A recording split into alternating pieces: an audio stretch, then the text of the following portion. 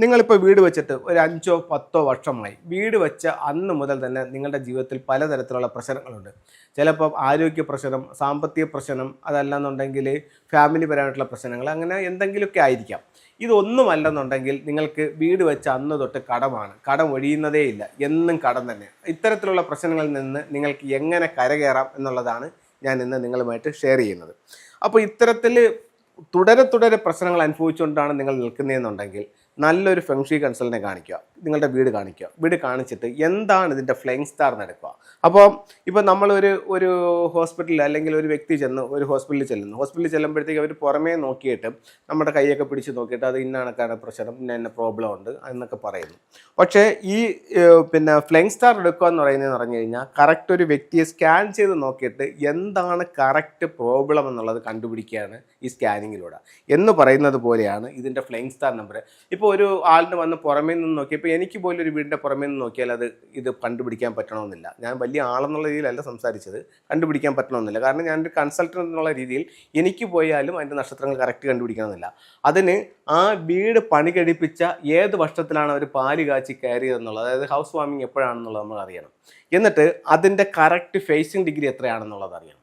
ഇത് രണ്ടും എടുക്കുമ്പോൾ ഒരു കണക്കുണ്ട്. അതായത് ഇങ്ങനെ 9 കോളങ്ങൾ എടുത്തുകൊണ്ട് ഇതിലൊരു കണക്ക് ചെയ്തെടുക്കുമ്പോൾ ഓരോ ദിക്കിലും വരുന്ന നക്ഷത്രങ്ങൾ ഏതൊക്കെയാണെന്നുള്ളത് നോക്കിയിട്ട് അതിൻ്റെ ഒരു ചാർട്ടുണ്ട്. അതനുസരിച്ച് ഇതിനെ സൂപ്പർ ഇമ്പോസ് ചെയ്യുമെന്ന് പറയും. അതായത് ഈ വരുന്ന നക്ഷത്രങ്ങളെ നമ്മൾ ഇതിനകത്തോട്ട് എടുത്തെഴുതുന്നതാണ് സൂപ്പർ ഇമ്പോസ് ചെയ്യുമെന്ന് പറയുന്നത്.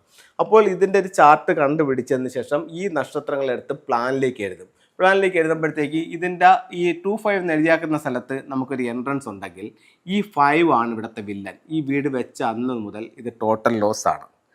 അതേസമയം ഈ 5-2 എഴുതിയാക്കുന്ന കോമ്പിനേഷനിലാണ് നിങ്ങളുടെ വീടിൻ്റെ എൻട്രൻസ് വന്നിരിക്കുന്നതെന്നുണ്ടെങ്കിൽ ഈ വീട് പൊതുവെ ആരോഗ്യ സംബന്ധമായിട്ട് പ്രശ്നമുള്ള വീടാണ്. ഈ 4-7ലാണ് നിങ്ങളുടെ എൻട്രൻസ് നിൽക്കുന്നതെന്നുണ്ടെങ്കിൽ ഇത് കടബാധ്യത ഉണ്ടാക്കുന്ന വീടാണ്. അപ്പോൾ ഇതിൽ നിന്ന് വീടിനെ പറ്റി നമുക്കൊന്നും നോക്കാതെ തന്നെ അതിൻ്റെ ഫ്ലൈയിങ് സ്റ്റാറിൽ നിന്ന് ആ വീടിൻ്റെ സ്വഭാവങ്ങൾ നമുക്ക് കണ്ടുപിടിക്കാനായിട്ട് പറ്റും. എന്നിട്ട് ഇതിന് ക്യൂർ ചെയ്യണം.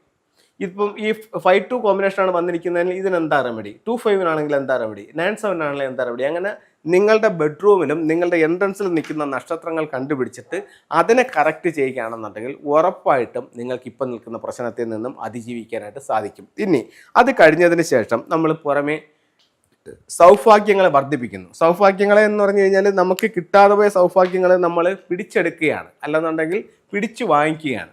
അതിന് നിങ്ങൾ ചെയ്യേണ്ടതെന്ന് പറഞ്ഞാൽ നിങ്ങളുടെ സ്വീകരണ മുറി എടുക്കുക, സ്വീകരണ മുറിയുടെ സെൻറ്റർ എടുക്കുക, ഓരോ ദിക്കുകളും മാർക്ക് ചെയ്തിട്ട് 8 ദിക്കുകളിലായിട്ട് നിങ്ങൾക്ക് സൗഭാഗ്യങ്ങളെ വർദ്ധിപ്പിക്കാനായിട്ടുള്ള ഫെങ്ഷുയി പ്രകാരമുള്ള ടൂളുകൾ നിങ്ങൾക്ക് ഉപയോഗിക്കാവുന്നതാണ്.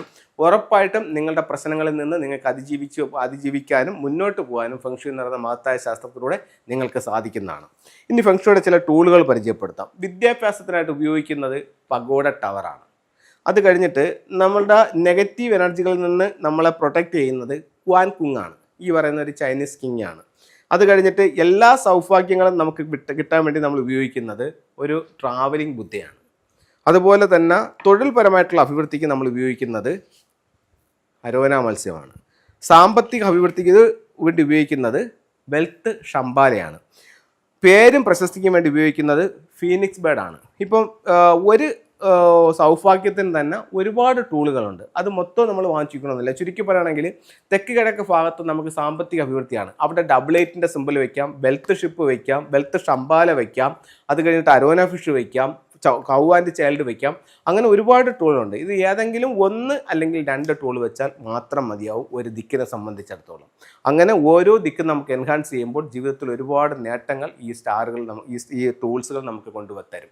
അപ്പോൾ ഈ രീതിയിൽ നമ്മുടെ പ്രശ്നങ്ങളെ നമുക്ക് ഓവർകം ചെയ്ത് ജീവിതത്തിൽ വിജയിക്കാനായിട്ട് സാധിക്കും. എല്ലാവർക്കും എല്ലാ ഐശ്വര്യങ്ങളും ഉണ്ടാവട്ടെ എന്ന് പ്രാർത്ഥിച്ചുകൊണ്ട് നിർത്തുന്നു. നന്ദി, നമസ്തേ.